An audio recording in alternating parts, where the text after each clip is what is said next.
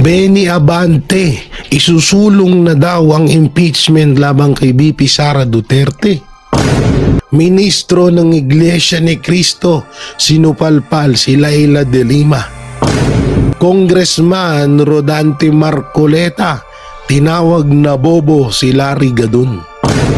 So yun po mga barateros, mga kabiyaya, isang mabiyayang araw po sa ating lahat at welcome back to my YouTube channel, Jay Guevara TV nga po pala, isa sa mga barateros brothers. At ito, marami na naman tayo pag-uusapang gimbal-gimbal na pangyayari sa mundo ng politics world.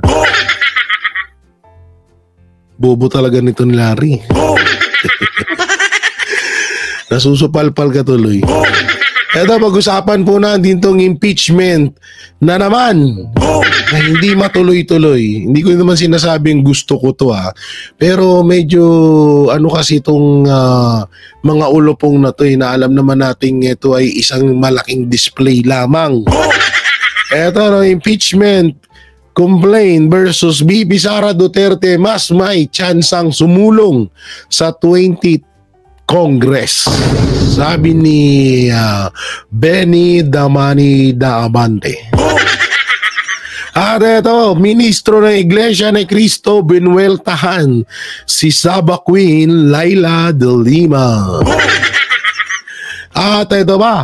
Oo, sunod-sunod. Kung Marcoleta na patunayang bobo, si Larry Gadon. Gago! Saklap nun, no? Dati kang isa kang abogado, tapos isang congressman na isa ring abogado, napatunayang bobo nga itong si Larry Gadon. Ba't kaya ang daming mga hindi naman marami. Siguro, bilangin ko sila. Yung isa bulol, yung isa vlogger din, yung dalawa vlogger, yung isa hindi vlogger. Alam nyo, may 4 akong kilalang attorney. At isa na doon si Larry Gadon na bakit parang tabingi yung utak. Hindi totoo. Hindi ko na lang babanggitin kasi yung isa, hate na hate ang banateros nun.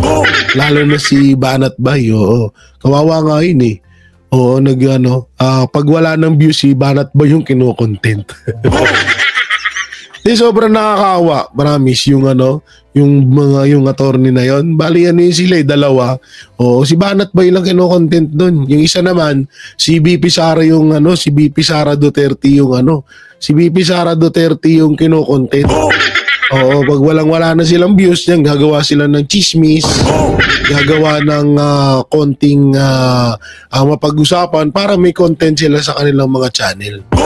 Ganyan na ba? Ganyan na ba taghirap ang mga ngayon? Mga attorney? Kaya dapat iboto nyo nga talaga si Pastor Apollo si Kibuloy kasi etong taong to may magandang gagawin para sa benepisyo para sa mga ating mga attorney, para hindi maging bayaran yung ibang mga attorney diyan. Oo, sa panahon kasi ngayon, parang padami yung mga nagiging boplax ng mga attorney. Ang taas pa naman ng ako, promise, ang taas ng respeto ko sa mga attorney, sa mga piskal natin. Sobrang taas ng respeto ko diyan. Pero pag may napapanood ako ng mga vlogger, hindi ko naman nilalahat ng mga vlogger na mga attorney. Pero pag may napapanood ako ng mga ibang vlogger na attorney, nabububuhan ako. Hindi porket binabanatan si Banat Bay, hindi porket binabanatan si BP Sara o ang mga Duterte, nabububuhan ako dahil napakababaw ng utak nila. Na hindi ko akalain na isang attorney na ganun kababaw ang pag-iisip. Yung tipong ako, aminado ako, lagi ko sinasabi sa inyo yan, grade 1 lang yung tinapos ko, pero parang kung iisipin mo parang hindi nagkakalayo. Kasi ako, aminado ako, mababaw pag-iisip ko. Hindi naman ako tapos ng pag-aaral. Hindi ako tapos ng attorney, pero sila magtataka ka na isa silang attorney, pero ganun sila kabobo. Ganun sila katanga. Gago! Biruin mo, pati yung 1 million subscriber ni Banat Bay, ginawa ng issue. Sinong tangang gagawa nun? Siya lang.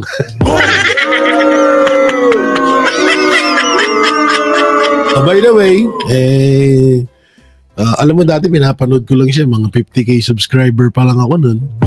Ngayon, nagpass na ako sa kanya. Hindi naman sa pinagmamayabang.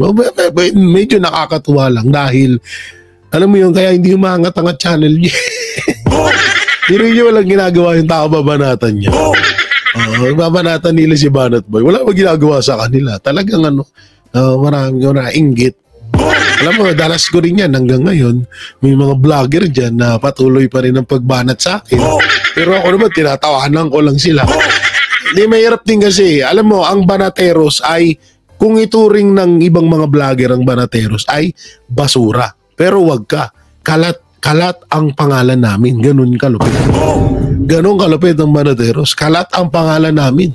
Kahit sa mga channel ng mga ibang ulupong ng mga vlogger diyan, nandun kami.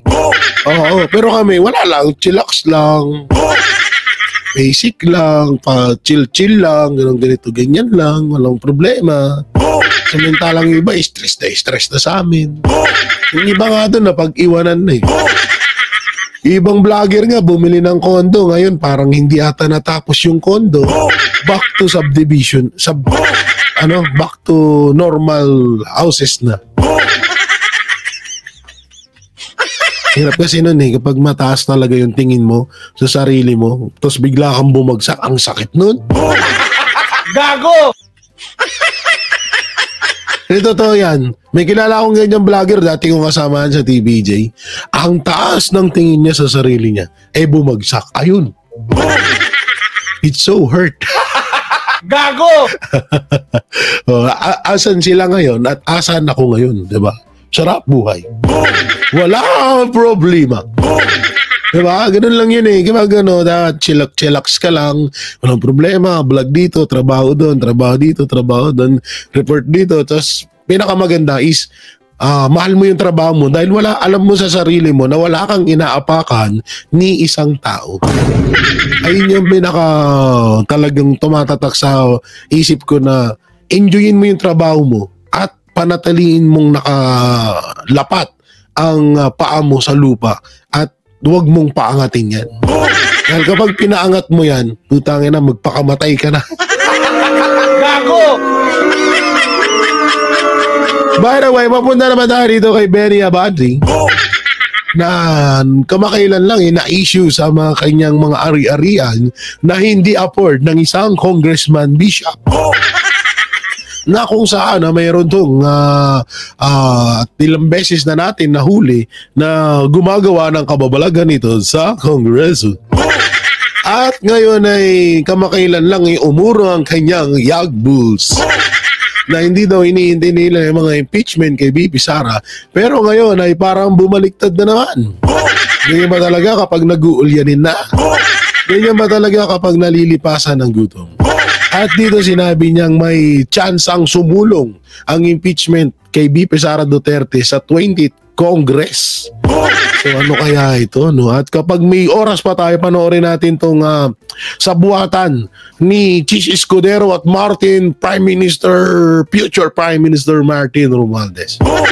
O siyempre, bago natin ito simulan, don't forget to like, share, comment, and subscribe sa ating YouTube channel. Paipindot na lang din po yung bell button para lagi kayo updated sa ating mga video araw-araw. Gago! Sarap mag-rapper, no? Ano mo unahin natin? Eto na, sige. Eto na, oo. Kaya ano na. Dito na sa eto, yan. Ay, grabe, oh. Ano to? Sino ba to? KFC ba to? Eto ba yung bagong logo ng KFC? When you have to be in a hurry, okay? We can investigate more, to be able to be more sure. In the 20th Congress, we can be more sure of the impeachment rather than today. Wala pang lumalapit kay Manila 6th District Representative Benny Abante upang hingi ng kanyang endorsement sa isang impeachment complaint laban kay Vice President Sara Duterte. Kung meron mang magtatangka, hindi niya ito susuportahan dahil naniniwala siyang hindi na ito kayang asikasuhin ng 19th Congress. At this point in time, palagay ko, Tina, hindi na eh. I made up my mind that I'm not going to be a party of the impeachment now. Because it's too short a time. And I think that we're not prepared for it. Ganito rin umano ang pananaw ng iilang kasamahan niya sa Kamara na nakausap niya kaugnay ng issue. Paniniwala ng kongresista, mas mainam kung pag-iibayuhin na lamang ang investigasyon sa paggastos ng confidential funds ni VP Duterte. Ay na. Confidential fund na naman. Gago! Eh yung sa balotang ang nasayang na 150,000 ninyo pinapakialaman. Ito na naman, confidential na naman yung nais gusto. Ay, naku po. Ang ng confidential. Wala akong kamatayang confidential fund. Sa pamagitan ng Department of Justice at ihain ang impeachment complaints sa 20th Congress. Gate pa nito, sakaling makakuha ng 103 endorsers o 1/3 sa mga miyembro ng Kamara ang isang impeachment complaint laban kay VP Duterte, hindi pa rin nakatitiyak kung uusad ito sa Senado, lalo na't papalapit na ang 2025 midterm elections. Oo, tigilan nyo na yan. Tigilan nyo na yan. Oo. Eh, plano na naman nata ni Abante, tawag dito, yung confidential fund na naman. Walang kamatayan dun eto, kakasend lang sa akin. Ano to? Coalition pabor sa impeachment ni BP Sara. Nasa EDSA shrine ang kulay ng ribbon. Maputla na. Bakit maputla na? Ano tong maputla na? Ayun, dami. Ano to? Magkano kaya bayad dito? Ito guys, pakyan natin. Dito, mas malaki. Yan. Anak ng teteng, ano to? Ano naman to, oy? O yung mga nanay nyo, mga lola nyo ay, nako. Yung mga lola nyo, napabayaan nyo, Kung ano yan. Tapos may mga may akbayan party list. Sino to? Si Shell Jokno?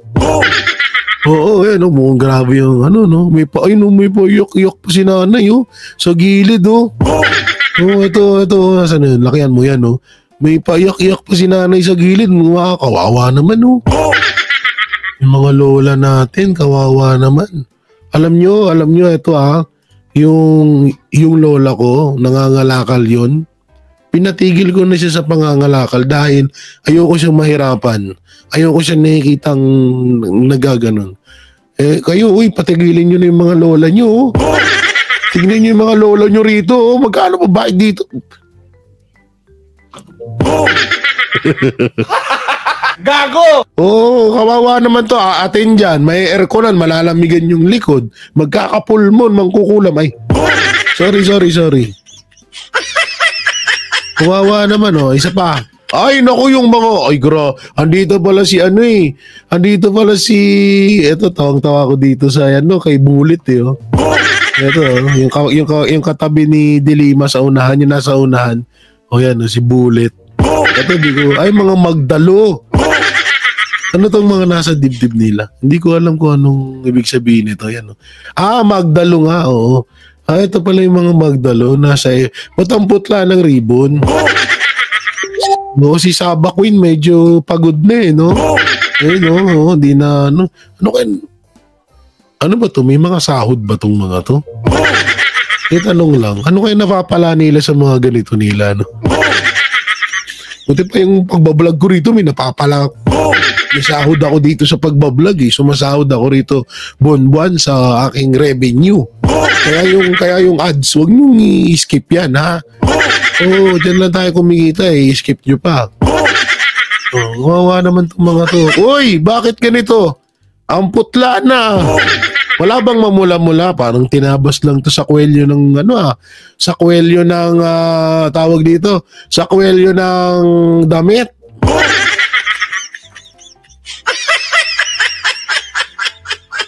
Ang ina, Kawawa naman yung nagsusot, puro himulmul pa yung damit, Hindi naman lang tinanggalan ng himulmul. Di ako, naaawa ako dito sa mga sa mga sa mga senior citizen na nagagamit wala na tayong problema kasi wala man tayong problema doon kasi nga may edad na tong mga to, ba't pa kayo nagpapagamit? So kasalanan nyo yan. Tandaan nyo na, nagpapauto pa kayo. Alam nyo naman walang patutunguhan yan. Pero in fairness medyo marami-rami sila. Ito pala yung yung sinasabi na sabi ko na nga ba, maglalangaw lang yan eh. Yung Magdalo rally na yan, maglalangaw lang yan eh. Hindi nga ako nagkamali. Naglangaw nga. Ang kulit nyo kasi, ilang beses na kayong sinabihan eh. Ay naku, no? Ano man tong post ni Mayor Basti Duterte? English kasi. Ba't kasi English? Wala bang Tagalog? Translating naman, wala na. Hanap ako ng wala namang akala ko may ano naman to? Panoorin natin to. Ang pogi ng tropa ko. Tropa natin yan. Mamaya na kayo mag-chat. Type kayo.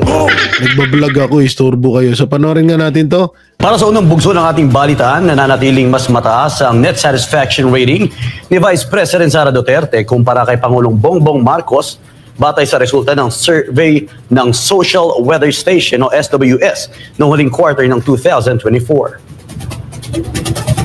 Sa resulta ng survey na isinagawa noong December 12 to 18 ng nakaraang taon na may 2,160 adults. Ito po ay isa tong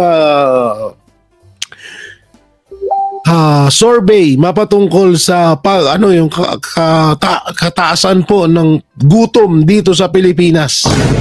Ito batay sa survey since 1986. Rauler, Estaradar, Arroyo, De Castro sa Vice President po ito ha. Ano ba to? Wait lang panoorin nga natin. Baka mali yung nasabi ko eh. Net satisfaction rating si Vice President Sara Duterte. Mas rate. Akala ko yung mali pala yung napindot ko. Yung punggol na yan. Rate satisfaction pala. Okay. So dito, medyo 70%, 70. So ibig sabihin, mas mataas pa rin si VP Sara Duterte. Nationwide, nakakuha si Vice President Sara ng plus 21 net satisfaction rating.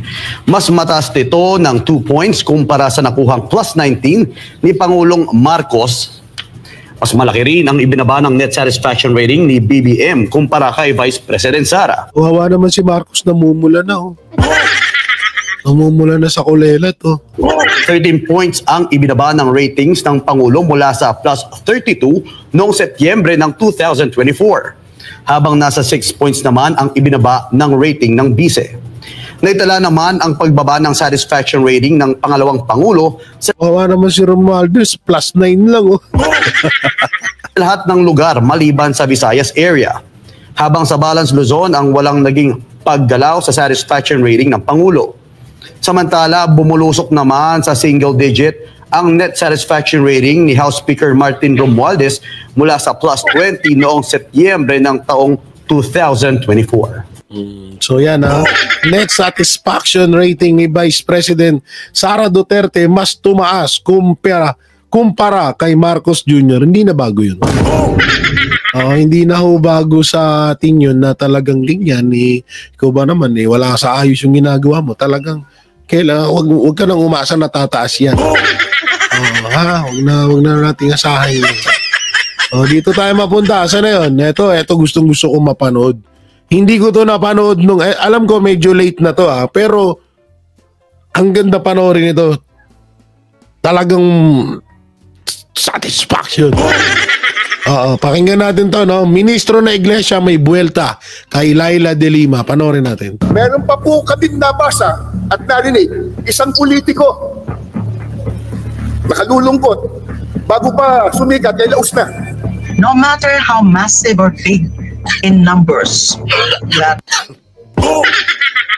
ulitin nga natin yun. Ang sarap pakinggan. Meron pa po kaming nabasa at narinig isang politiko nakalulungkot bago pa sumikat kay laos na. Gago! Bago pa sumikat, laos na. Gagi marag. Yan ang mga tirada. Basic lang pero rock. Bago pa sumikat, laos na. Ay, naku mo. Ang galing din itong ministro na iglesia, ha? No matter how massive or big in numbers that rally would turn out to be, it's still reflected. Yung mga to, no, tumatanda silang ganito, no? Tumatanda silang epal sa lipunan. Sagwa nung gano'n, no, yung maging epal ka ng, maging dumi ka ng bayan, maging virus ka ng bayan, maging parang yung parang epal ka or bida-bida ng bayan. Nasagwa ng gano'n, no? Tapos tumatanda ka, wala man lang pagbabago na nakikita at nararamdaman ng mga Pilipino sa'yo. Kaya hindi kayo manalo-nalo, sa totoo lang, real talk tayo. Kaya hindi kayo manalo-nalo dahil lahat na lang ng nangyayaring maganda dito sa Pilipinas, epal kayo. Gago! Totoo yan. Kaya ito pa nakakaya kung kailan tumatanda, dapat may mga ganito eh. Pag tumatanda ka na, medyo bago-bago na ng konti kasi malapit ka nang kunin ni Satanas. Ay, sorry. Di ba? Pag alam mong malapit ka nang kunin ni Satanas, medyo magbago-bago ka na. Kasi nga baka ayan, pag mamatay ka, magsuntukan kayo doon magsuntukan kayo doon ni Satanas doon sa impyerno. Di ba, away na naman. Sa tanang buhay mo, puro away. Tapos nung namatay ka, imbis na magpahinga na yung kaluluwa mo, kung may kaluluwa ka pa ba, di ba, away pa rin yung kakahinatnan mo doon. Kaya sabi ko, tumatanda na kayo, magbago na kayo. Oo, stress na sa inyo si Satanas. Mas masama pa kayo kay Satanas eh. Tuloy. Of the minority position. Maraming salamat po sa inyong pagdalo at pakikiisa sa isang dakila at makasaysayang aktibidad na ito. Narito tayo ngayon mula po sa iba't ibang sektor ng lipunan, iba't ibang relihiyon, iba't ibang samahan at sangay ng pamahalaan upang isagawa po ang ganitong mapayapang pagkilos. Gaya po ng ating tema, Pambansang Rally para sa Kapayapaan. Isigaw po natin ang kapayapaan! Kapayapaan! Kapayapaan! Maliwanag po sa atin na isang aral ng Diyos na nakasulat po sa Biblia na dapat tayong magpasakop sa kapangyarihan o pamahalaan ng bayan, na yan po ang katangian at sinusunod ng mga kaalib sa Iglesia ni Cristo.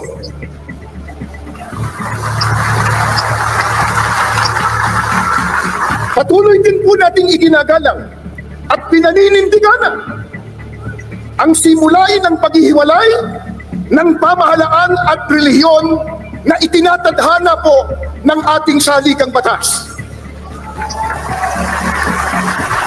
Dahil dito, ang ating mapayapang pagkilos na ito ay wala pong bahid na anumang politika. Dami. Ni hindi po tayo nanghihimasok sa mga pinuno ng ating bayan sa pag-ugit nila ng pamahalaan. Hindi po natin nais makialam sa pagpapatakbo ng pamahalaan ng ating bansa. Ano po ang nais ng maraming kababayan po natin at nag-angaw-angaw na kaalib sa Iglesia ni Cristong narito ngayon? Ang nais po natin, forward natin dun sa sinabi niya mismo. Na kanilang makita ng tinig ngayon sa kadahin nila.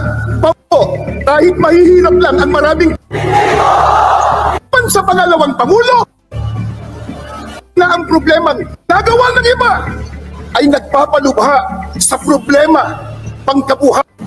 Una na mga bagyo gusto maaapektuhan tayo. Kaya ating kinakatigan dahil nakakaabala lamang yan yung Vice Presidente. Dahil Papahinga natin ito, maganda to. ito po ang dahilan. Kaya ating kinakatigan ang ipinahayag ng ating Pangulo na hindi tayo sang-ayon sa impeachment ng Vice Presidente. Dahil nakakaabala lamang yan yung ganyang mga proceedings sa pagbibigay po ng solusyon sa mga problema ng ating nararanasan. Totoo naman yun no? Sobrang abala lang talaga. Kasi ito pa ang pinakamasakit dito. Yung mga dapat na pag-usapan or dapat asikasuhin ng gobyerno natutuon po sa impeachment kay BP Sara Duterte na wala namang dahilan para i-impeach si BP Sara Duterte. Na nababaling ang atensyon ng gobyerno sa confidential fund, sa panggigipit sa mga Duterte. Samantalang yung talagang problema ng Pilipinas hindi nila pinapansin at hindi nila inaasikaso. Kaya sangayon ako dito sa sinabi ng ministro ng Iglesia ni Cristo at dito na naman tayo. Kung Marcoleta na patunayang bobo si Larry Gadon. Yung dating chief ng police, PNP, General Elizar, kanya. Opo. Yan, pinuportahan ng iglesia yan. Tingnan mo, umabot lang siya ng 10 million. Opo, Eliasar, tama Diba? kayo. Opo. Last elections po, Hindi ba si Larry Gadon palagi niya sinasabi, bobo kayo Opo, totoo yun. Doon sa sumikat Alam mo, lumilito siya yung bobo Kaibigan ko ito Totoo. Last elections lagi kayong magkasama rin yan. Kaibigan ko naman. Kaibigan pala si Larry Gadon tsaka si Marcoleta. Ang sakit nun, magaling sa kaibigan mo na bobo ka. Gago! Hindi ko nga malaman kung bakit siya nagsalita ng ganito. Opo. Ngayon, napatunayan ko na bobo siya. Sinabi niya 4 million. Hindi pala marunong sa math Hindi niya nakakita, may zero yun 40 million yun. Ganun 40. Wala natin yan. Tama. Di ba? Di ako naman, alam mo si Atty. Larry Gadon. Sa pool si Larry Gadon dito. Yan. Unawain na lang natin ko. Hindi, bakit? No. Bakit niya i-conclude? Bagamat hindi niya sinabi ron. Bakit? Opo. Ibig ba niya sabihin si Pangulong Marcos galit sa akin? Hindi totoo yun. Opo. Baka hindi niya alam, siya kapag nakita ni Pangulong Bongbong yan, maraming pagkakataon magkakasama kami, hindi man niya pinapansin yan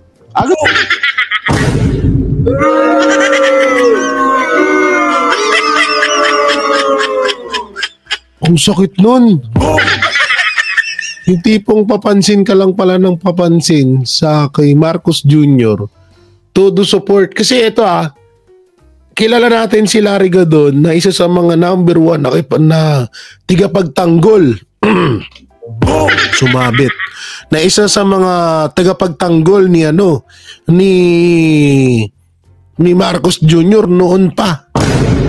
Tapos malalaman natin kay Kong Marcoleta na hindi niya pala ito pinapansin. Gago! Gogus kot nun. It's so hurt yun Oo, masakit yun guys. Ulitin natin. Wala natin yan. Tama. Di ba? Di ako naman, alam mo si Atty. Larry Gadon ko yan. Unawain na lang natin ko. Hindi, bakit? No. Bakit niya i-conclude? Bagamat hindi niya sinabi ron. Bakit? Opo. Ibig ba niya sabihin si Pangulong Marcos galit sa akin? Hindi totoo yun. Opo. Baka hindi niya alam, siya kapag nakita ni Pangulong Bongbong yan, maraming pagkakataon magkakasama kami, hindi man niya pinapansin yan Boom! Sakit nun guys. Yung tipong halos magmukhang tanga ka na disbar ka pa, tapos hindi ka pala pinapansin nung pinagtatanggol mo. Alam mo pa dito, ayon dito sa bidyong to, umano ako, talagang sobrang natutuwa ako. Alam niyo kung bakit? Hindi sa napatunayang bobo si Larry Gadon, ha? Hindi sa ganun. No? Ang sinasabi ko dito is napakaswerte namin dahil yung pinagtatanggol namin talagang kilala at talagang nire-respeto din kami. Ba't may tawa? No? So sa madaling salita, yung katulad niya, Pastor Apollo Sigibuloy, tingnan nyo na lang kung gaano pagmamahal na ibinalik sa amin ng mga miyembro niya. Diba? Sa pagtatanggol namin. So hindi rin namin hinihingi yun at hindi rin nila hinihingi yun. Sa Duterte, tingnan nyo naman kung diba, nakakaharap namin si dating Pangulong Rodrigo Roa Duterte. Si Baste, nakaharap din namin si Vice President Sara Duterte, pero talagang yung ano niya, hindi plastic, talagang tunay na kaibigan. Etong si Larry Gadon, ilang beses na palagi pala nakakasama to ni Marcos Jr. Tapos hindi pala siya pinapansin.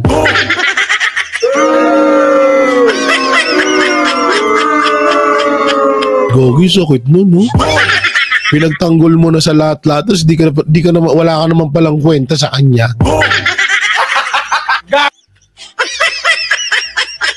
So hurt nun, guys. Ganun ba? Oo, maski na nangangampanya kami, maski na ngayon. Si Pangulong Bongbong, alam ba, nagkita kami sa isang piging o kaya sa ano. Pag nakita niya ako, magagano, pupunta, nagbubulungan kami. Oo. Baka halimbawa, isang araw magkita kami. Halimbawa, bubulungan ako halimbawa. Huwag mo na kang pansinin si Larry. Bakit? Kalaban ko ba ang Pangulong Marcos? Wala akong sinasabi laban sa nakita mo yung rally na yun, sinuportahan pa nga natin. Ibig sabihin, binigyan natin ng diin na yung kanyang opinion tama. Tama po yun. Tama. Paano mo sasabihin na tayo laban sa opinion ng Pangulo? Tama. Yun na po ang hindi matanggap ng marami kong Yung opinion niya sa atin ay tama. Tama. Kaya naman talagang tama. Kasamahan niya, mali ito. Baka siya baka ang ibig sabihin ni Larry Gadon, mali si Marcos Jr. Gago! Baka yun. Baka siya sabi ni Larry Gadon na, bobo tong si Marcos. Oo, kasi hindi nag-isip. Yun tuloy, ginamit yung salita niya para sa rally na yan.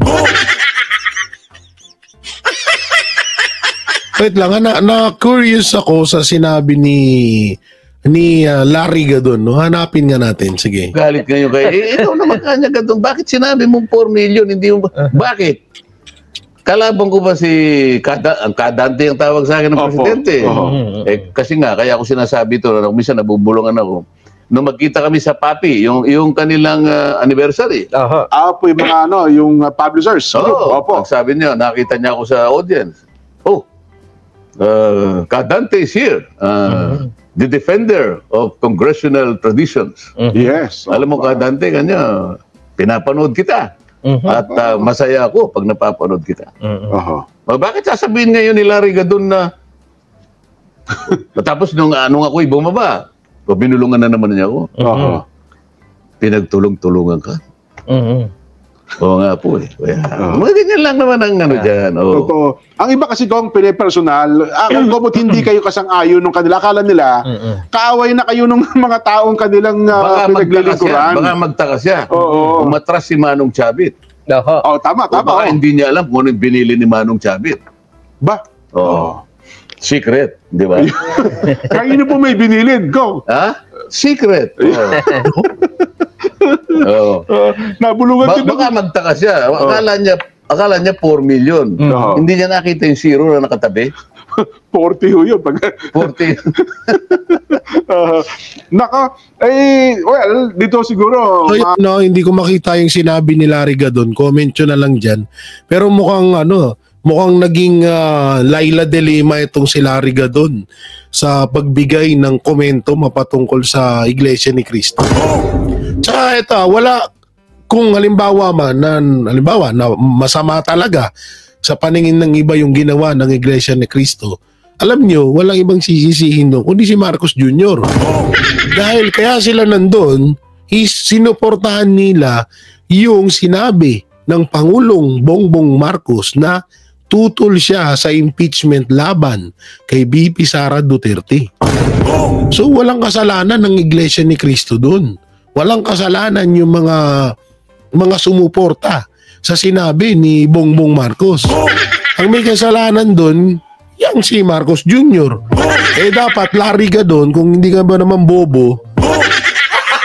Gago! Kung hindi ka ba naman bobo, si Marcos Jr. sisihin mo. Doon ka dapat maglabas ng sama ng loob.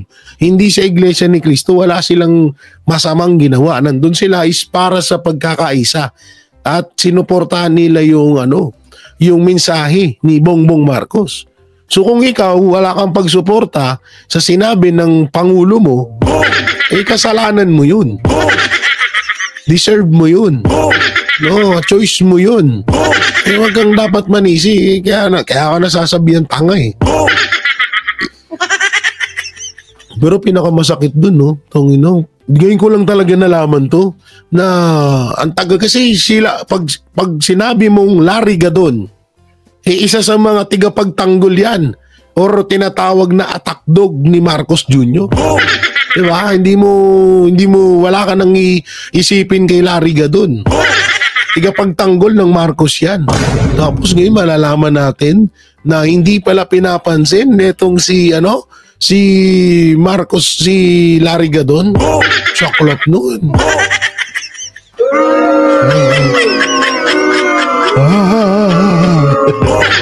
Ito na naman ako. Wawa Larry.